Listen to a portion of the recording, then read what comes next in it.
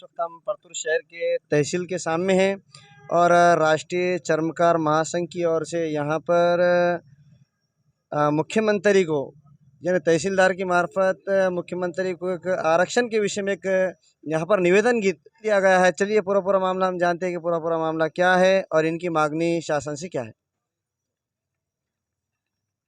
10/4/2026 या रोजी न्याय बंदर समिती न्यायमूर्ती बदर समिती यानं जो अहवाल जो प्रस्तावित सादर केलेला आहे त्या अनुषंगानं जे अनुसूचित जातीतील वर्गीकरण अ ब क ड या संदर्भात आम्ही राष्ट्रीय चर्मकार महासंघाचे संस्थापक सन्माननीय बबन घोलप यांच्या आदेशाने व महाराष्ट्र प्रदेश अध्यक्ष महादेवरावजी गायकवाड यांच्या सूचनेप्रमाणे आम्ही हे तहसीलदार साहेब परतूर आणि SDM कार्यालय परतूर इथे वर्गीकरण संदर्भात राष्ट्रीय चर्मकार महासंघाच्या वतीनं निवेदन देत आहे आणि धरणे आंदोलन करत आहे।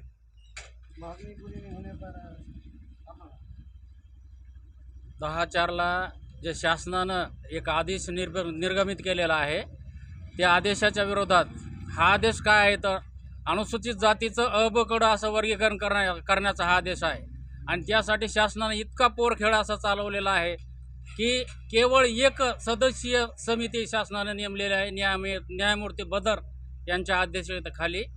खरं तर ह्या सगळ्या घटनेला आम्ही या ठिकाणी 9 मुद्दे या चर्मकार समाजाच्या वतीनं या ठिकाणी विरोध म्हणून 9 मुद्दे या ठिकाणी निर्देशित केलेला आहे आणि याचं निवेदन माननीय तहसीलदार साहेब यांनाही आम्ही आता दिलेला आहे। आमचा या सगळ्या घटनेला सक्त असा विरोध आहे। बाबासाहेबांना सुद्धा 6 लाख जाती एकत्रित करण्यासाठी SC ST VGNT OBC आणि अल्पसंख्याक असे जातीय गट निर्माण केले। जातीच्या बाबासाहेबांना गट निर्माण केले आणि हे शासन जातीला पुन्हा गटामधून जातीमध्ये परावर्तित करत आहे। या घटनेला यासाठी आम्ही सर्व चर्मकार बंधू याला स्पष्ट असा विरोध करत आहोत। कुठल्याही संदर्भातलं अ ब क ड आरक्षण आम्हाला मान्य नाही। शासनानं हे सगळं मागे घ्यावं आणि हा पोरखेळ थांबवावा अशी आम्हाला शासनाला विनंती आहे। या संदर्भात जर कारवाई झाली नाही तर आम्ही धरणे प्रदर्शन इतर आंदोलनं करण्यासाठी मोकळे आहोत असं शासनाला आम्ही या चर्मकार समाजाच्या वतीनं निक्षूनपणे सांगू इच्छितो।